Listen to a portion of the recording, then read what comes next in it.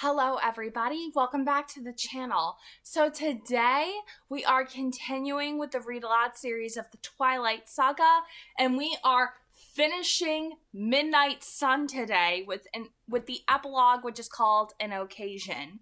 Now, I have a feeling that my opinions on this particular chapter are going to mirror the feelings that I've had towards it in Bella's point of view in Twilight, where I just felt like, there was just something about it that was just frustrating and a bit unnecessary, because it was once again hammering into our heads that Edward doesn't want Bella to become a vampire, that he's eventually gonna leave, that he wants it to be as though he'd never existed, that he's not supposed to exist, that he's supposed to be dead. And of course, I just have a feeling that since it's from Edward's point of view, I'm gonna feel the exact same way.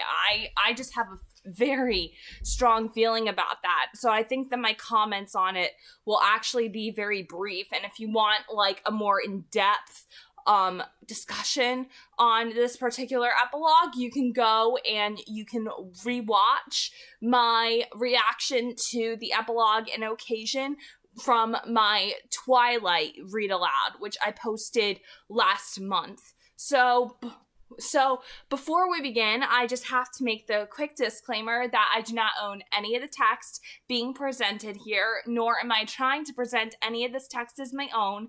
This is all simply a read aloud that I'm doing on the channel for entertainment purposes, and it's all in fair use.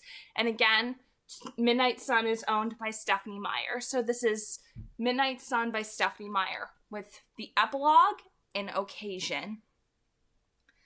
They kept her in the hospital for 6 more days. I could tell the time seemed interminable to her. She was anxious to get back to normal life, to be free of the doctors who poked and prodded, to have all the needles out of her skin. For me, the time sped by, despite the constant agony of seeing her in the hospital bed, of knowing she was in pain and there was nothing I could do to alleviate any of it. This time was my secured time. It would be undeniably wrong to leave when she was still broken. I wanted to stretch out every second, even though they hurt, but they raced by me.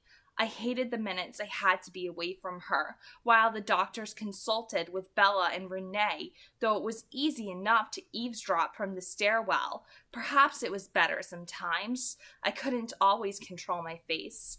That first day after she awoke, for example, when Dr. Sadarangani enthused over the x-rays, pleased at how clean the breaks were, how neatly they would heal, all I could see in that moment was the tracker's foot descending onto her leg. All I could hear was the crisp snap of her bones. It was good that no one could see my face then. She saw that her mother was restless, uneasy about a long-term substitute job at a Jacksonville primary school that would be given away if she wasn't available soon, but still determined to be with Bella while she was in Phoenix. It wasn't particularly hard for Bella to convince Renee she was just fine and that Renee should go back to Florida. Her mother left 2 days before we did. Bella was on the phone with Charlie often, especially after Renee left, and now that the danger was past, now that he'd had time to consider all the angles, he was beginning to be angry. Not at Bella, of course not. His anger was pointed in the right direction. After all, none of this would have happened if not for me. His burgeoning friendship with Alice confused the issue for him, but I was sure that I would read in his quiet brain upon my return. I tried to avoid more serious conversations with Bella. It was easier than I expected. We were rarely alone. Even after Renee left, a constant influx of nurses and doctors took her place, and Bella was often drowsy from the medications. She seemed content enough that I was near. She didn't beg me again for guarantees, but at times I felt sure I saw the doubt in her eyes. I wished I could erase that doubt, that I could mean my promises, but it was better not to speak than to lie again. And then so quickly we were arranging transport home. Charlie's plan was that Bella would fly home with Carlisle while Alice and I drove the truck back to Washington. Carlisle fielded that call. We needed no discussion for him to know my opinion on the subject. He convinced Charlie that Alice and I had missed too much school already, and Charlie was unable to argue with him. We would fly home together. Carlisle would ship the truck home. He promised Charlie this was easy to arrange and not at all expensive. How different it was, returning to the same airport where my worst nightmare had begun. We flew out after dark, so the glass ceilings above were no longer a danger. I wondered what Bella saw when she looked at these wide halls. Did she think of the pain and terror of the last time she was here too? No longer racing, we moved slowly, Alice pushing Bella in her wheelchair so that I could walk beside her, holding her hand. As I had expected, Bella didn't like needing the chair, nor the curious glances thrown her way. Now and then she scowled at her thick white cast, as if she wanted to tear it off with her bare hands, but she never complained aloud. She slept on the flight, and quietly murmured my name in her dreams. It would have been so easy to ignore the past and allow myself to relive our one perfect day, to stay in a time when the sound of my name on her lips didn't burn with guilt and omens. But the looming separation was too sharp to allow for fantasy. Charlie met us at SeaTech, though it was after 11, and the drive back to Forks would take him nearly 4 hours. Both Carlisle and Alice had tried to talk him out of it, but I understood, and, though his thoughts were just as clouded as before, it was still obvious that I was right. He'd come to put the blame in the right place. Not that he harbored any dark suspicions that I'd shoved her down the stairs myself, but rather he felt that Bella would never have acted so impulsively if I hadn't goaded her to it. Though he had a mistaken idea of what had driven Bella to Arizona, he wasn't wrong about the central assumption. It was ultimately my fault. It should have been a long drive behind Charlie's police cruiser, dutifully going exactly the speed limit, but the time was still moving too quickly. Even being temporarily separated from her did nothing to slow down those hours. We all settled into the new routine with minimal days. Alice took over as nurse and lady-in-waiting, and Charlie could not adequately express his gratitude. Bella, too, though embarrassed that she needed someone to help her with the most basic and intimate needs, was glad that someone was Alice. It was as if, during those few days in Phoenix, Alice's vision of Bella as her best friend had come fully to fruition. They were so at ease with each other, already flushed with a plethora of inside jokes and confidences, as if they'd been companions for many years rather than just weeks. Charlie occasionally watched in confusion, wondering why Bella had never revealed their close connection, but he was too thankful for Alice, as well as charmed by her, to aggressively pursue answers. He was just happy with this best possible version of having a grievously injured daughter to care for. Alice was at the Swan House nearly as often as I was, though much more visible to Charlie during her time there. Bella had been conflicted about school. On the one hand, she'd told me, I just want things back to normal, and I don't want to get more behind. It was very early the second morning after our return. She'd been sleeping so much in the day that her schedule was reversed. On the other, the thought of everyone looking at me while I'm in that thing, she glared menacingly toward the innocent wheelchair folded beside the bed. If I could carry you at school, I would, but she sighed, that probably wouldn't help with the staring. Probably not. However, while you have never appreciated the fact that I am actually frightening, I promise you I can do something about any staring. How? I'll show you. Now I'm curious. So back to school ASAP. Whatever you want. I flinched internally as soon as the words were out. I'd been careful not to say anything that would bring up our conversation in the hospital for rehashing, but she let my comment pass this time. In fact, she seemed just as unwilling as I was to talk about the future. I thought this was probably why having things back to normal seemed appealing to her. Perhaps she hoped we could forget this episode as though it had merely been one bad chapter, rather than the foreshadowing to the one possible conclusion. It was easy to make good on that unimportant promise. On her first day back, as I wheeled her from class to class, All I had to do was make eye contact with anyone who seemed too interested. A slight narrowing of my eyes, a tiny curl of my upper lip, and any gawkers were quickly persuaded to focus elsewhere. Bella was unconvinced. I'm not sure you're doing anything, really. I'm just not very exciting. I shouldn't have worried. As quickly as Carlisle would allow, she traded her plaster cast for a walking cast and a pair of crutches. I preferred the chair. It was hard to watch her struggle with the crutches, to be unable to help, but she seemed relieved to be moving under her own power again. After a few days, she grew less awkward. The story circulating through the school was wrong on all counts. Bella's disastrous fall through the hotel window was common knowledge, first spread by Charlie's deputies around the community, but Charlie had been more taciturn about why Bella was in Phoenix, so Jessica Stanley had filled in the gaps. Bella and I had gone to Phoenix together for me to meet her mother. Jessica insinuated this was because our relationship was becoming very serious. Everyone accepted her version. Most had already forgotten where the tale had originated. Jessica was left to her own invention for this gossip, as Bella rarely spent much time with her outside of class. It was no different than when I'd stopped the van in the very beginning. Bella knew how to be tight-lipped when she wanted to be, and now she sat at our table, with Alice, Jasper, and me. Even with Emmett and Rosalie absent, they pretended to eat outside now, hiding in the car if sunlight threatened. None of the humans braved our presence to join Bella. I didn't like that she was becoming alienated from her former friends, especially Angela, but I assumed that eventually things would go back to how they'd been before I'd intruded on her life, after we were gone.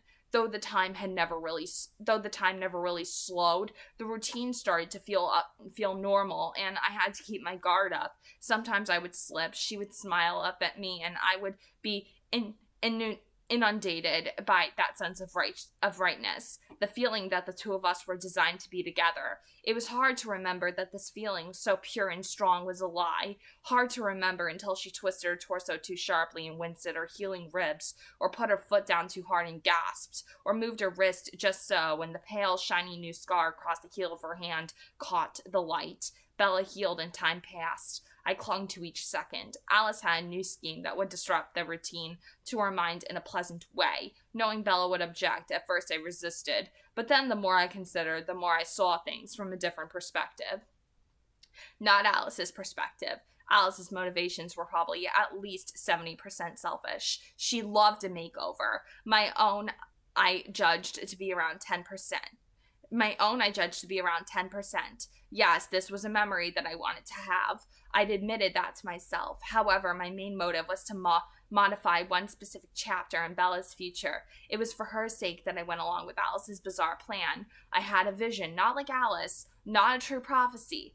It was just a probable scenario. This version created an intense kind of ache throughout my entire body. It was half agony and half pleasure. I envisioned Bella 20 years from now, maturing gracefully into middle age. Like her mother, she would hold on to the image of youth longer than most, but when the lines came, they would not mar her beauty. I imagined her somewhere sunny in a pretty but simple house that was, unless she changed her ways significantly, filled with clutter. Adding to the clutter would be children, 2 or 3, maybe one boy with Charlie's curly hair and smile, and a girl who, like Bella, took after her mother. I did not try to picture her father, I did not try to picture their father, or think about how his face might be reflected in her children. That was all agony. One day, when they were young adolescents, younger than Bella was now, perhaps prompted by a teenage rom-com on TV, though Alice had told me that the consumption of media would change quite a bit in the next decade. She was waiting for certain companies to form so she could invest in them. One of the children would ask Bella what her high school prom was like. Bella would smile and say, "I wasn't really into dances. I didn't go to prom," and the children would be dissatisfied. Their mother had never had any good stories about her teenage years. Hadn't she ever done anything interesting? Bella would have no funny, lighthearted stories, just a dearth of normal experience, just secrecy and danger and tales so fantastical she might one day wonder whether they had ever been more than her imagination. Or Bella could laugh when her children asked, and her eyes would suddenly seem far away. "It was crazy," she would say. I didn't really want to go. You know, I'm no dancer, but my lunatic best friend kidnapped me for a makeover and my boyfriend took me over my protests. It wasn't so bad in the end. I'm glad I went. At the very least, to see the decorations. They were like a budget version of the movie Carrie. No, you can't watch Carrie. Not yet. So it was for that moment in Bella's future that I'd allowed Alice to go through with her pushy and somewhat intrusive plan. More than allowed it. I'd aided and abetted. And this was how I found myself in a tuxedo, chosen by Alice naturally. At least I hadn't had to do any of the shopping. A spray of freesia in my hands, waiting at the base of the stairs for Alice's big reveal. I'd seen it all in her head, but she didn't care. She wanted every treat scene from the dramatic pageant that was a human prom.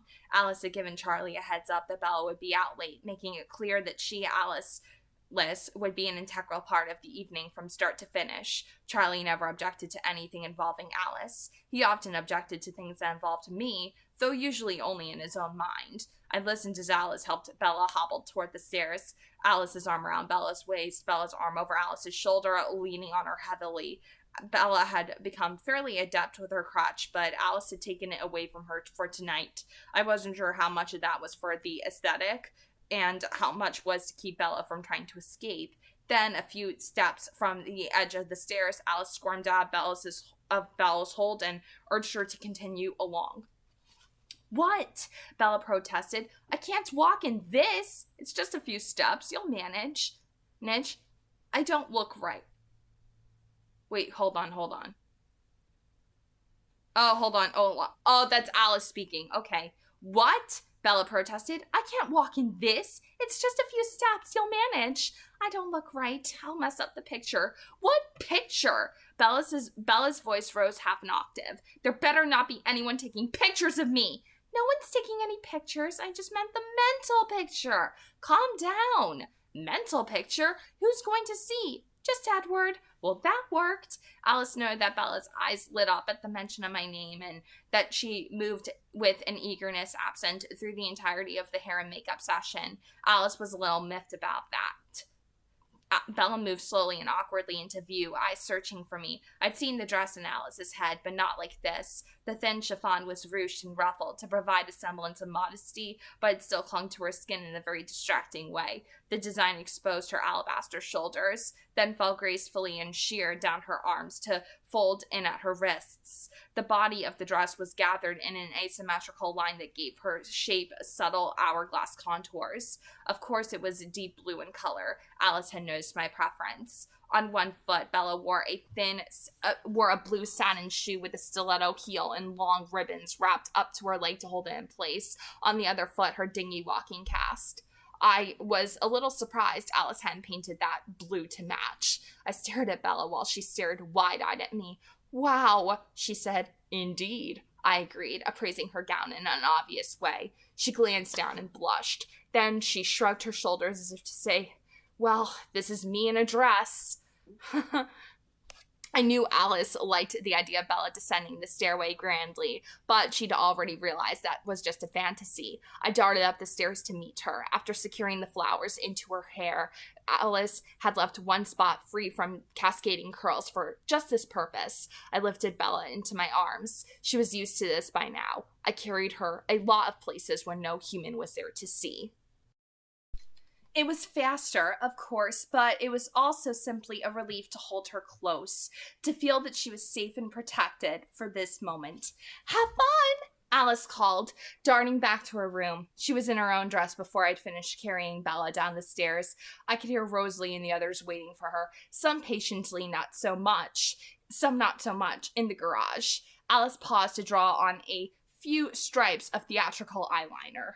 I brought Bella to the Volvo and settled her carefully into the passenger seat, making sure all her chiffon and ribbons were tucked out of the way of the door. I was surprised by her silence. Now and before, she'd complained to Alice about being made up, but she'd never voiced any objections to the dance. I got into the driver's seat and we headed down the driveway. At what point exactly are you going to tell me what's going on? She asked, putting more annoyance in her voice than there was in her expression. I examined her face, looking for the joke. Aside from the put-on crabby attitude, she seemed in earnest. I couldn't quite believe she was so oblivious. I'm shocked you haven't figured it out yet, I answered with a grin, playing along, because she had to be teasing. She drew in a sudden breath, and I looked for the reason. She was just staring at me. I did mention that you looked very nice, didn't I? She asked. I thought her earlier wow had probably conveyed that. Yes? She frowned again, returning to her petulance. I'm not coming over anymore if Alice is going to treat me like guinea pig Barbie when I do. Before I could either defend or condemn Alice, my phone rang in my pocket. I pulled it out quickly, wondering whether Alice had more instructions for me, but it was Charlie. As a general rule, Bella's father didn't call me, so it was with some trepidation that I answered. Hello, Charlie? Charlie? Bella whispered, anxious too. Charlie cleared his throat, and I could feel his awkwardness through the line. Hey, Edward. I'm sorry to disturb your, evening, but I wasn't quite sure. See, Tyler Crowley just showed up here in a tux, and he seems to think he's taking Bella to prom? You're kidding! I laughed. It was rare that someone other than Bella took me by surprise. I hadn't noticed Tyler thinking anything about the stunt while at school, but then I'd been so caught up in embracing every second I had with Bella, there was probably many inconsequential things I'd missed. What is it? Bella hissed. I'm out to sea on this one, Charlie continued, uncomfortable. Why don't you let me talk to him? I offered. I could hear the relief in Charlie's voice when he answered, Can do. Then he spoke away from the phone. Here, Tyler, it's for you. Bella was staring at my face, worried about what was happening between her father and me. She didn't notice the bright red car that suddenly swerved around us. I ignored Rosalie's pleasure at passing me. I always ignored Rosalie now and concentrated on the call. The boy's voice broke as he said, Yeah?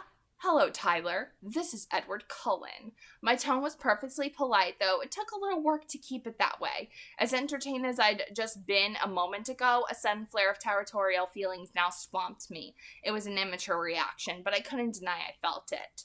Bella sucked in a sharp breath. I glanced at her out the corner of my eye and then looked back to the road. If she had somehow been in earnest before, she was no longer in the dark. I'm sorry if there's been some kind of miscommunication, but Bella is unavailable tonight, I said to Tyler. Oh, he responded. The jealous protective instinct persisted, and my response was stronger than it should have been.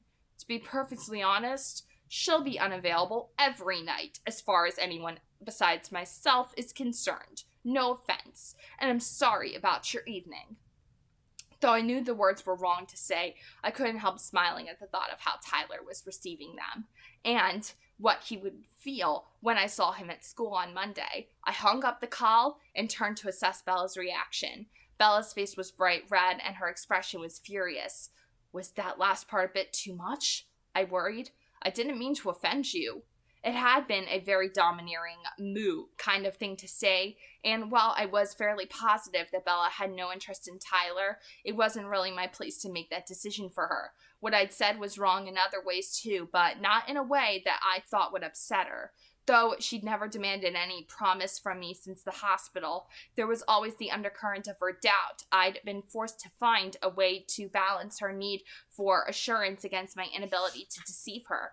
I was taking our relationship one day at a time, 1 hour at a time. I didn't look into the future. It was enough that I could feel it coming. When I promised her forever now, I meant as far as I could see, and I wasn't looking. You're taking me to the prom?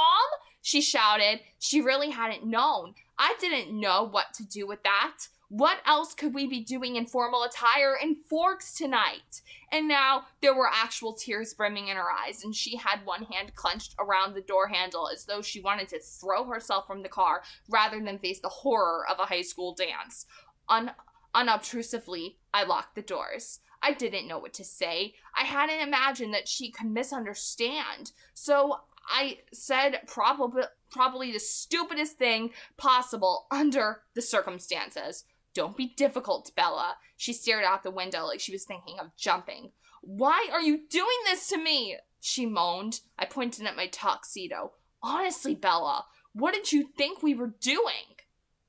She scrubbed at the tears falling down her cheeks, her face horrified. She looked like I'd just told her I'd murdered all her friends and she was next.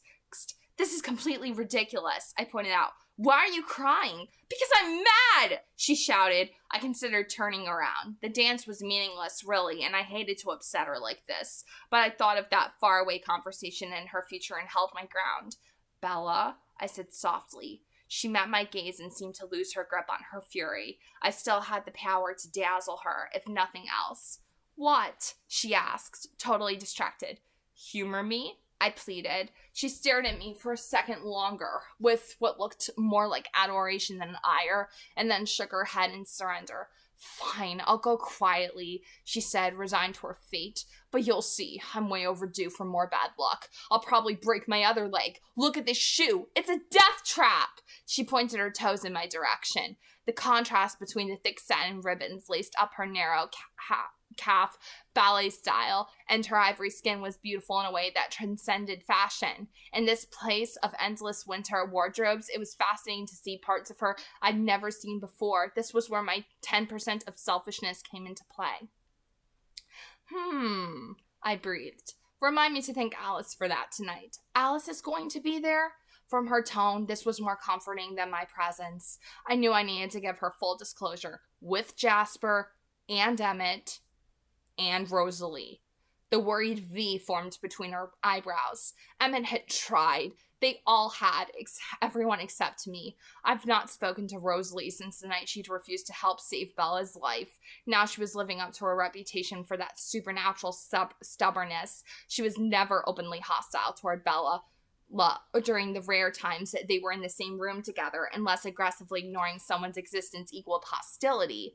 Bella shook her head again, obviously deciding not to think about Rosalie. Is Charlie in on this? Of course, I said, leaving out the entire town of Forks, and probably most of the country was in on the secret of prom being held tonight. They'd even put up top secret posters and banners all over the school. Then I laughed. Apparently Tyler wasn't, though. Her teeth audibly clenched.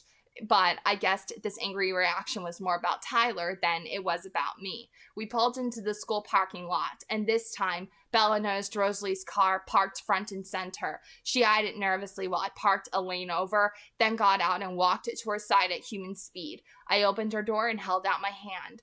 Her arms were folded across her chest. She pursed her lips. It had clearly occurred to her that, with human witnesses around, I couldn't just throw her over my shoulder and force her into that terrifying place of horror and dread, our high school cafeteria.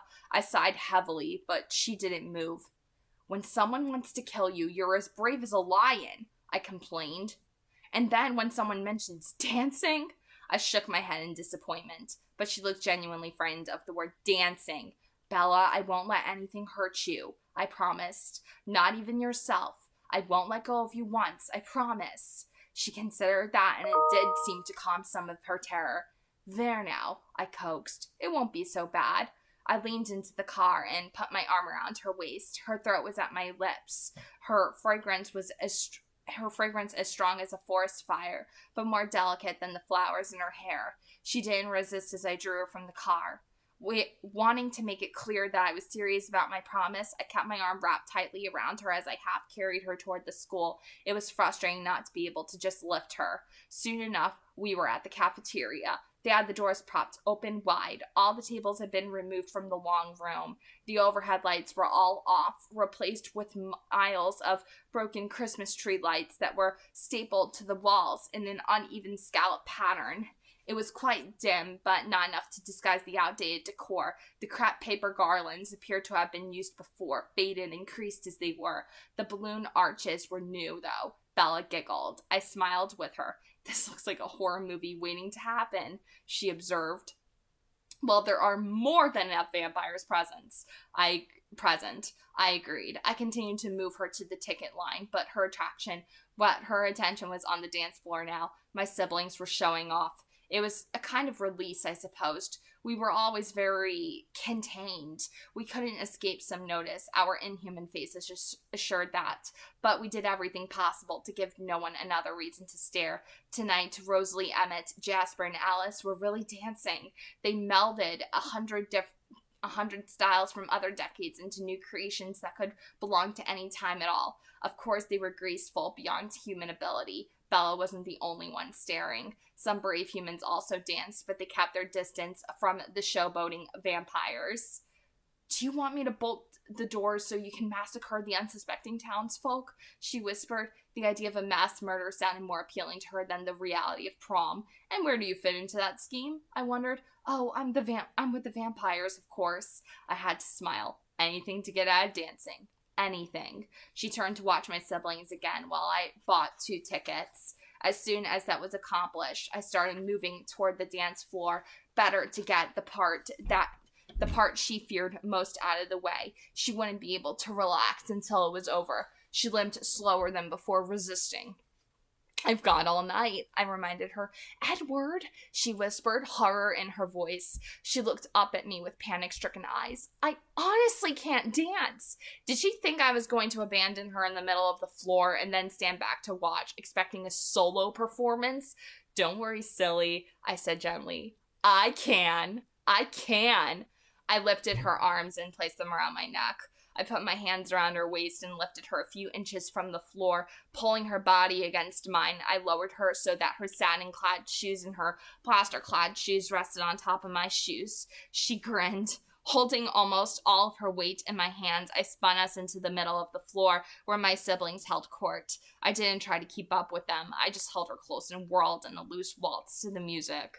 Her arms tightened around my neck, pulling us even closer. I feel like I'm 5 years old, she laughed. I caught her up so her feet were a foot in the air and whispered, "You don't look 5, into her ear. She laughed again as I set her feet down on my toes. Her eyes sparkled with the glimmer of the Christmas lights. The song changed. I shifted the tempo of our waltz. The music was slower now, dreamier. Her body was melted to mine. I wished I could freeze us here, stop time forever, and stay in this dance.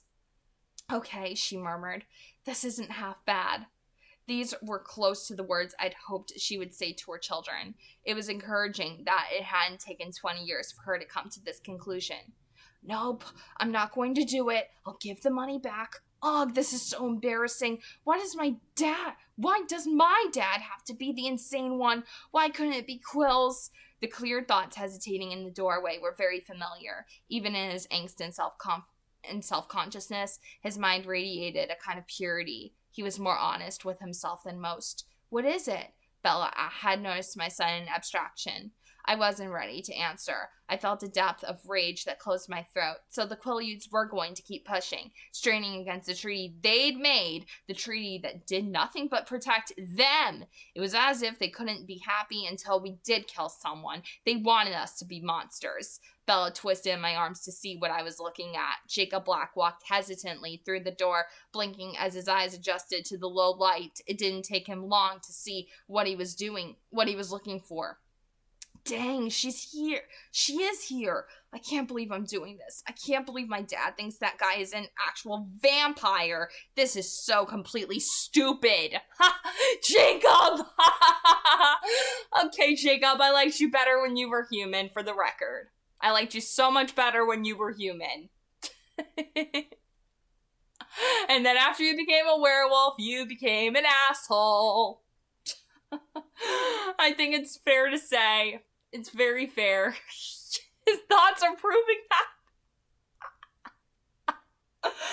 Okay, let's continue before I start making any cracks at Jacob's personality shift. He didn't hesitate, though, despite his embarrassment. Ignoring the ticket stand, the boy marched like a soldier through the ring of dancers toward us. Even in my anger, I had to admire his straightforward courage. Should have worn some garlic, I guess. He snorted. I didn't realize I'd snarled audibly until Bella hissed, "Behave! He wants to chat with you." There was no way to avoid it. Like the first dance, better to get it out of the way. I shouldn't let myself get angry. Did it really matter if that group of toothless old men broke the treaty? It wouldn't change much, even if they paid for a billboard on the 101 that read, "The local doctor and his children are vampires. You have been warned." No one would believe it. Even his son didn't believe. I held still as Jacob approached. He mostly looked at Bella, his expression comical in its reluctance. "Hey, Bella, I was hoping you would be here. It was obvious this was the exact opposite of what he'd been hoping. Bella's voice was warm when she answered. I was sure she could see his distress, too, and being Bella, she would want to ease it. Hi, Jacob, what's up? He smiled at her, then looked at me. He didn't have to look up to do it. The boy had grown several inches since the last time I'd seen him. He didn't look as much a child as he had then. Can I cut in? He asked. His tone was respectful. He didn't want to overstep. I knew my anger was pointless, and it certainly wasn't directed at this blameless boy, but I couldn't quite keep it in check. Rather than let either of them hear it in my voice, I just set Bella gently on her feet and stepped away. Thanks, Jacob said in the cheery voice that seemed to be his default. I nodded, inspected Bella's face once to make sure she was comfortable with this, and then walked away. Huh, Jacob was thinking. That is an awful perfume Bella's wearing. That is an awful perfume Bella's wearing. Strange. Bella wore no scent besides the flowers in her hair, but perhaps another couple had strayed closer now that I had moved away. Oh, Jacob! Oh God, his werewolf sense of smell is coming. Holy shit. It's coming stronger now. He's beginning the process of starting to phase. Like, what's the first thing that they mention with the wolves is that vampires smell awful to them, right? This is proof of it. This is proof. Once again, little Easter egg there for us, hinting that Jacob was already beginning to phase. Just the anger issues and stuff like that come later. But the sense of the smell, that's the first thing to change. Yeah, okay, here we go. Wow, Jake, how tall are you now? I heard her say. 6'2". That was a point of pride. She looks totally fine aside from the cast. Billy's blowing things way out of proportion as usual. When I reached the north wall of the cafeteria, I turned around and leaned back against it. Laura Mallory and her date were circling stiffly just behind Jacob's back. I wondered if she was the one who smelled bad. Jacob and Bella weren't exactly dancing. He had his hands at her waist, and her hands were resting lightly on his shoulders. He swayed a little to the music, but seemed nervous to try to move her feet at all. Jacob shuffled in place. So, how did you end up here tonight? There was no real curiosity in her voice. She'd already figured out what his intrusion meant. Jacob was eager to place the blame where it belonged. Can you believe my dad paid me $20 to come to your prom? Yes, I can, she said, her voice still kind, though it must have been annoying to have a near stranger trying to supervise her life. She's being so nice about this. She's the nicest girl I know. Well, I hope you're enjoying yourself at least. Bella continued. See anything you like? She nodded playfully to a line of girls standing along the wall to my left. Yes. Yeah, Jacob said. But she's taken. This information was not a surprise to me. I'd been witness multiple times to his crush on Bella. His blunt honesty, however, was unexpected. Bella didn't know how to respond. After one glance at his face to see if he was joking, he wasn't. She looked down at her unmoving feet. Probably shouldn't have said that, but what the hell? Nothing to lose. You look really pretty, by the way, he added. Bella frowned. Thanks. She changed the subject, bringing it around to the one that he most wanted to avoid, the one that he would send on his way. So why did Billy pay you to come here? Jacob shifted his weight from foot to foot, uncomfortable. He said it was a safe place to talk to you. I swear the old man is losing his mind. She's going to think I'm crazy too. Bella laughed with him, but the sound was forced. Anyway, Jacob continued, grinning to ease the tension. He said that if I told you something, he would get that master cylinder I need. Bella smiled in earnest now. Tell me then. I want you to get your car finished. Jacob sighed, moved by her smile. I wish he was a vampire. That might make some room for me. Don't get mad, okay? She's already been nicer than I had any reason to expect. There's no way I'll be mad at you, Jacob. Bella promised. I won't even be mad at Billy. Just say what you have to. Well, this is so stupid. I'm sorry, Bella. He took a deep breath. He wants you to break up with your boyfriend. He asked me to tell you, please. Jacob shook his head, hoping to distance himself from the obnoxious message. Bella's smile was full of compassion. He's still superstitious, eh? Yeah, he was kind of over the top when you got hurt down in Phoenix. He didn't believe that they didn't do it. He thought they sucked your blood or something crazy like that. His voice went flat for the first time. Her voice went flat for the first time. I fell.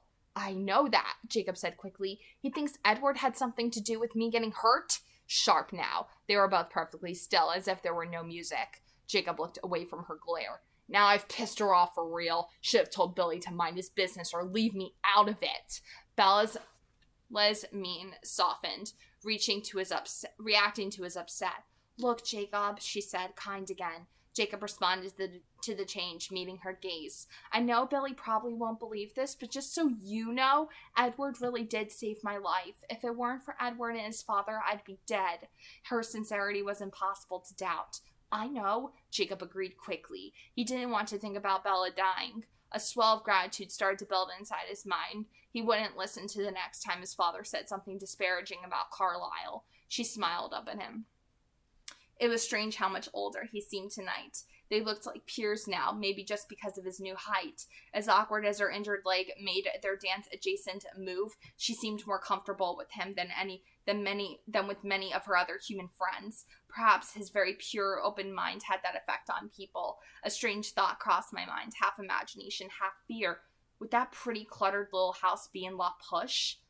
I shook the idea away. It was just irrational jealousy. Jealousy was such a human emotion, powerful but senseless, based on nothing more than watching her pretend to dance with a friend. I would not let that future trouble me. Hey, I'm sorry you had to come do this, Jacob, Bella was saying. At any rate, you get your parts, right? Yeah, he muttered. Would he know if I lied? I can't say the rest. It's enough. Bella read his expression. There's more? She asked, incredulous. Forget it, he mumbled, looking away. I'll get a job and save the money myself. She waited for him to meet her gaze. Just spit it out, Jacob. It's so bad. I shouldn't have come here. This is my own fault for agreeing to this. I don't care, she insisted. Tell me. Okay, but jeez, this sounds bad. Jacob inhaled deeply. He said to tell you, no, to warn you that, and this is his plural, not mine. Jacob lifted his right hand and, with 2 fingers, made quotation marks in the air. Will be watching. Bella broke into he watched for her reaction, ready to bolt. Bella broke into a peal of laughter, as if he'd just told the funniest joke she'd ever heard. She couldn't stop. Her words came between chuckles. Sorry you had to do this, Jake. He was overwhelmed with relief. She's right. It's hilarious. I don't mind that much. She looks so pretty. I don't mind that much. She looks so pretty. I never would have seen her in this dress if I hadn't come. Worth it right there, even with the gross perfume. So, should I tell him you said to butt the hell out? She sighed. No, tell him I said thanks. I know he means well. The song ended and Bella let her arms drop. My cue. Jacob kept his hands on her waist, unsure if she could stand without help. Do you want to dance again? Or can I help you get somewhere? That's all right, Jacob. That's all right, Jacob. I'll take it from here. Jacob recoiled from my voice, so unexpectedly close. He took a step back, a sharp frisson of fear shooting up his spine. Hey, I didn't see you there, he mumbled. Can't believe I'm letting Billy get in my head this way. I guess I'll see you around, Bella. Yeah, I'll see you later, she said with enough enthusiasm that he recovered his composure. He waved and then muttered, sorry, one more time before he headed for the door. I pulled Bella into my arms, sliding my feet under hers again. I waited for the warmth of her body to erase the coldness that enveloped mine. That enveloped mine. I wouldn't think about the future. Just this night, this minute. She nestled her cheek against my chest, humming with contentment. Feeling better? She murmured. Of course she could read my mood. Not really, I sighed. Don't be mad at Billy. He just worries about me for Charlie's sake. It's nothing personal, she assured me. I'm not mad at Billy, but his son is irritating me. It was too much truth. Though the boy didn't really irritate me, a mind that expansive would always be a welcome respite from the average humans. It was what he represented that hurt me. Someone good and kind and human. I needed to force myself into the right frame of mind. She leaned away, staring up at me with curiosity and a little bit of concern. Why? I mentally shook off my funk and answered her playfully. First of all, he made me break my promise. She didn't remember. I forced a smile. I promised I wouldn't let go of you tonight. Oh, well, I forgive you. She said easily, "Thanks." I frowned in what I hoped was a joking way. "But there's something else." She waited for me to explain. "He called you pretty." My voice made that word into something unpleasant. "That's practically an insult. The way you look right now. You're much more than beautiful." She relaxed now and laughed, worried for her friend evaporating. "You might be a little biased." I smiled better this time. "I don't think that's it. Besides, I have excellent eyesight." She stared at the twinkle lights spinning around us. Her heartbeat was slower than the tempo of the song playing, so I moved to that rhythm instead. 100 voices spoken in thought swirled past us, but I didn't really hear them. The sound of her heart was the only sound that mattered. "So," she said when the song shifted again, "are you going to explain the reason for all this?" When I didn't follow, she looked pointedly at the crepe paper garlands. I thought about what I could tell her. Not the vision. She would have too many objections. And that was so far into the future, a future that I was trying very hard not to think about.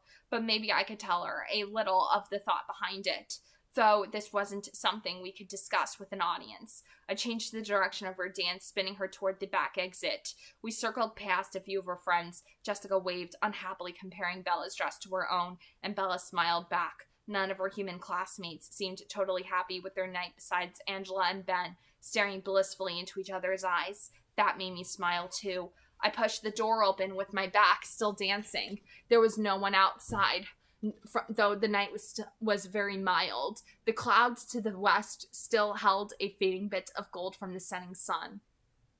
As no one could see us, I felt free to swing her up into my arms. I carried her away from the cafeteria into the shadows of the madrone trees where it was nearly midnight dark. I sat on the same bench where I'd watched her that sunny morning so many weeks ago, but kept her cradled close to my chest. In the east, a pale moon was shining through lace-thin clouds. It was an odd moment. The sky balanced perfectly between evening and full night. She was still waiting for her explanation. "The point?" she asked quietly. "Twilight again," I mused. "Another ending. No matter how perfect the day is, it always has to end." These days mattered so much, and ended so quickly. She tensed. "Some things don't have to end." There was nothing I could say to that. She was right, but I knew she wasn't thinking of the same permanent things I was. Things like pain. Pain didn't have to end. I sighed and then answered her question. "I brought you to the prom because I don't want you to miss anything. I don't want my presence to take anything away from you if I can help it. I want you to be human. I want your life to continue as it would have if I died in 1918 like I should have." Oh, Edward! Shut up. Oh my god, Edward, you're so damn frustrating. Again, I'm frustrated with him. Again. You still don't get it, Edward. Even by the time this epilogue comes up, he still doesn't get it. Oh my god. Oh my god. Yeah, okay. I feel like this isn't even worth continuing because we know how this damn thing ends. Like, should I even continue reading this right now? I'm frustrated with this part. The epilogue, I'm telling you, it's the exact same thing that we got in Twilight, and it makes me wonder if this is even worth finishing at this point. Because we've already heard it. We've seen it. We've read it. Oh my god, Edward! Oh my god, I don't even want to finish this epilogue right now. I don't even want to finish it. Because it's so freaking repetitive. Like, the only, like, new things that we get from this are Jacob's sense of smell enhancing again. Like,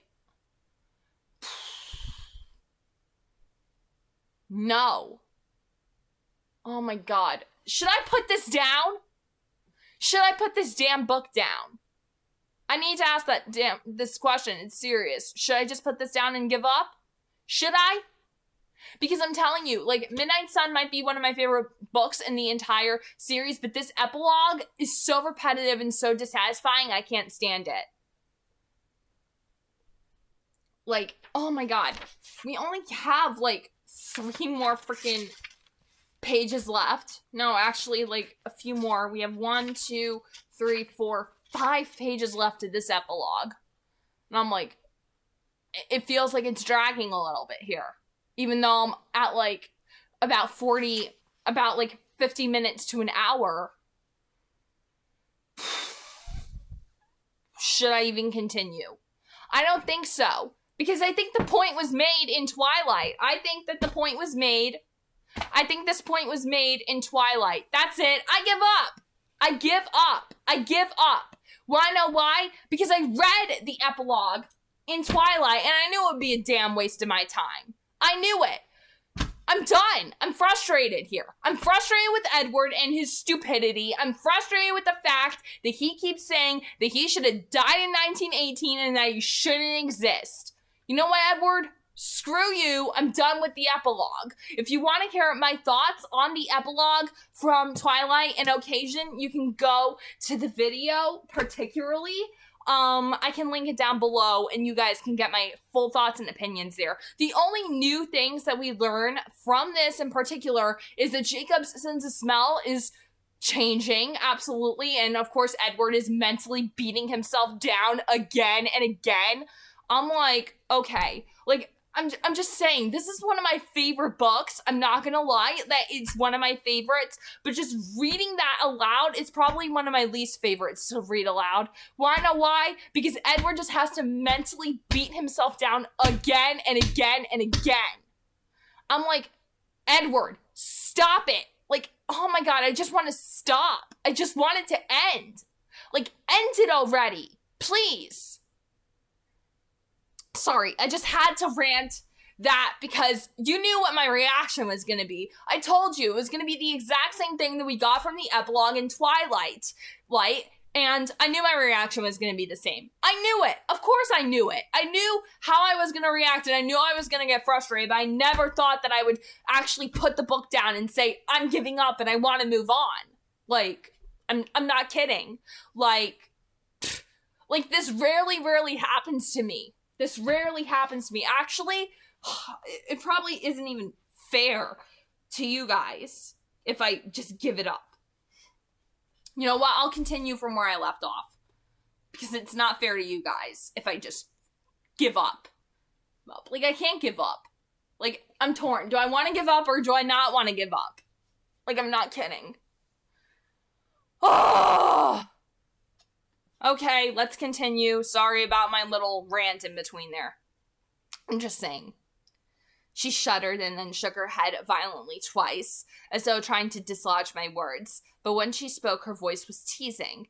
In what strange parallel dimension would I ever have gone to prom of my own free will? If you weren't 8,000 times stronger than me, I would never have let you get away with this. I smiled. It wasn't so bad. You said so yourself. Her eyes were clear and miles deep. That's because I was with you.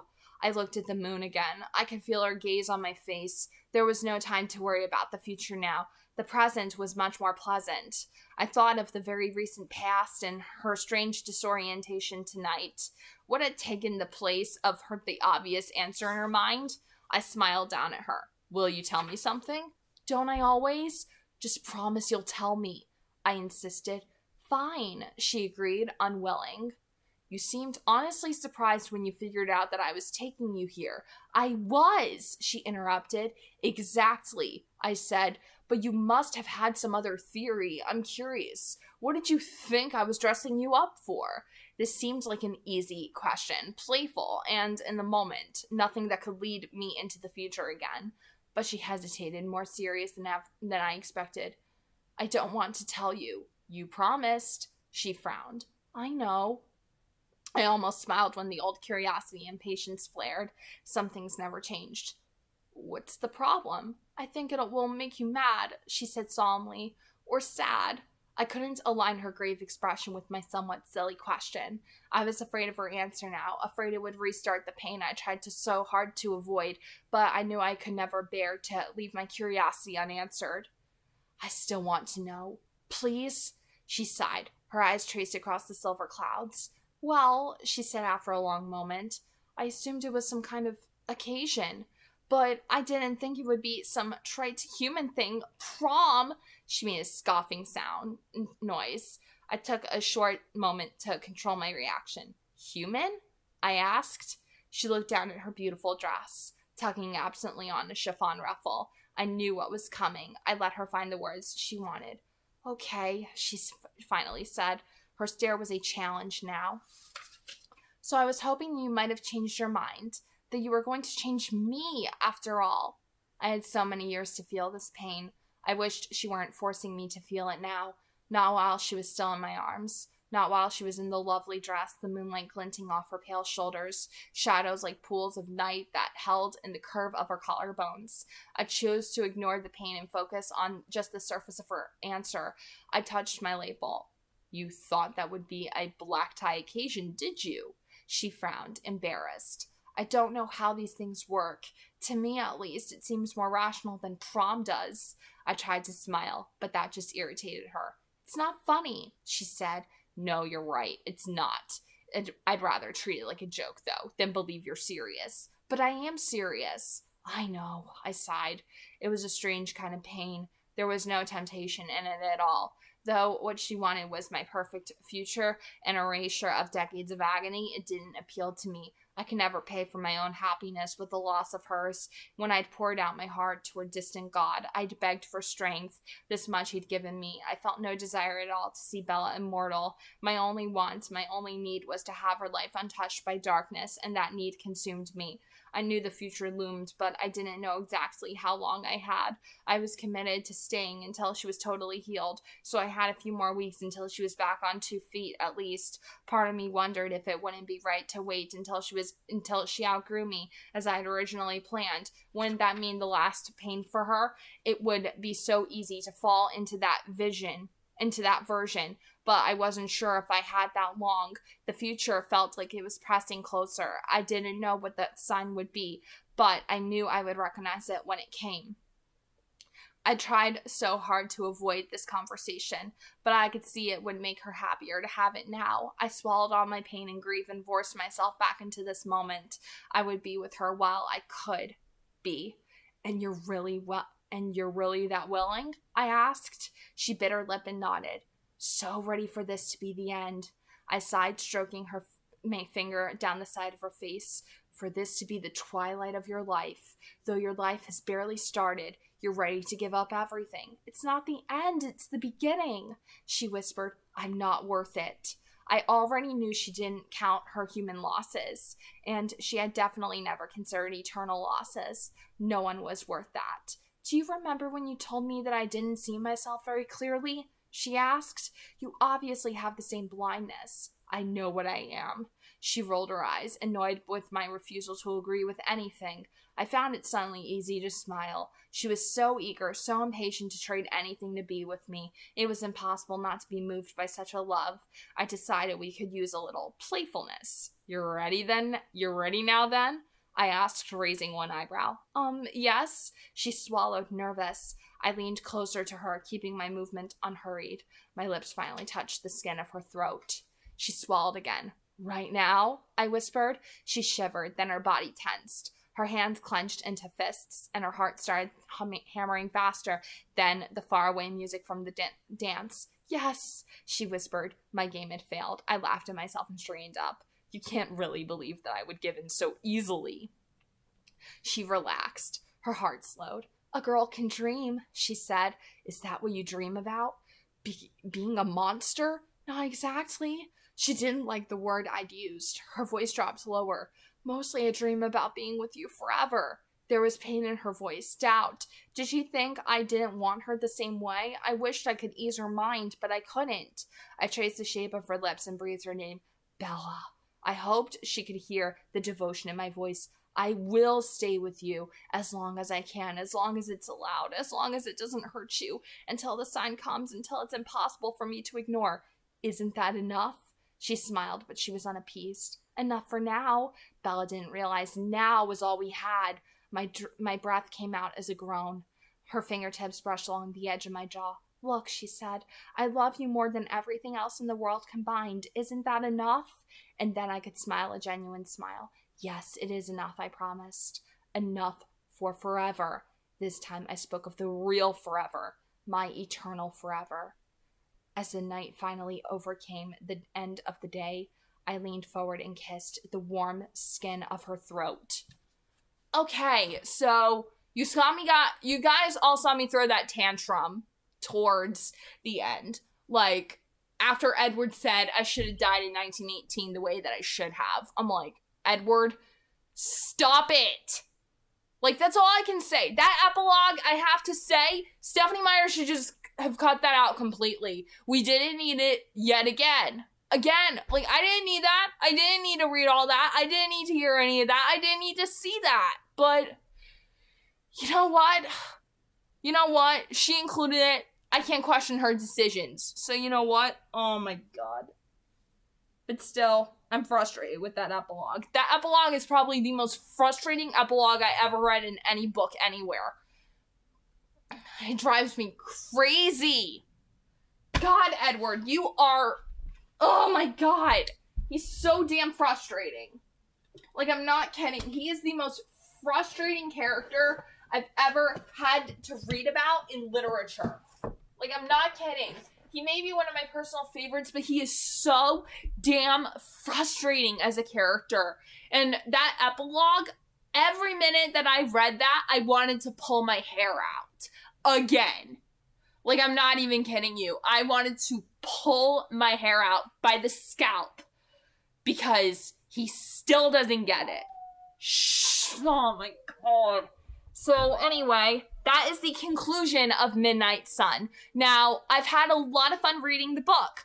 I can fully assess that it is probably my second favorite book in the series. Eclipse is definitely my first favorite so far from what I've read of all of it, but Midnight Sun is definitely my second favorite because Edward is a very interesting character. I love how we got his point of view, but that epilogue, it was so frustrating.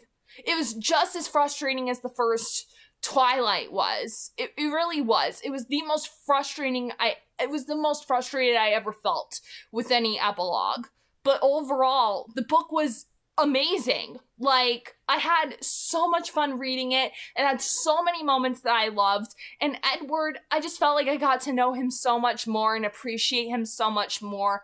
And I just thought it was absolutely incredible. And I can't believe that I finished it all in a month or so. So I hope that you guys enjoyed the reading of Midnight Sun and that you are going to stick around for more of what's to come, because I don't know what decision I'm going to make yet today. Like, eventually at some point, I'm going to make the decision. Do I move on to the main timeline of the book and do I read New Moon? Or do I break from timeline, and this will be the first time I'll ever break from the timeline of any book, and read the gender-bent version of Twilight? That is honestly what I'm debating right now for myself, because I really can't decide right now. I really can't. I'm so torn because I've gotten like comments on videos, and even my boyfriend, he mentioned to me, I would like you to read Life and Death. I would love to see you do that.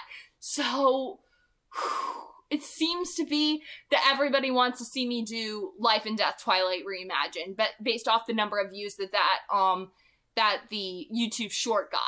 But again, I'm torn. My heart is torn here.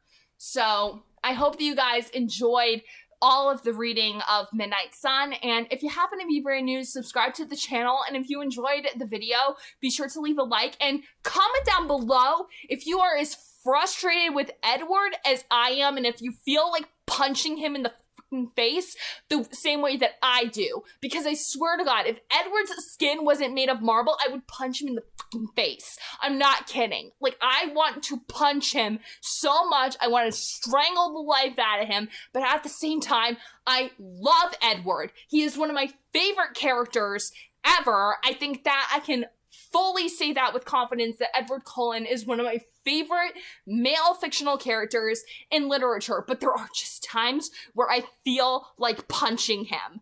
But even so, like Bella too, I want to like grab her and shake her sometimes too. But you know what? Ultimately, at the end of the day, I also empathize fully with the both of them, and I can also understand why they feel the way that they feel. So, God bless, happy viewing, and have a nice day, everybody. See ya!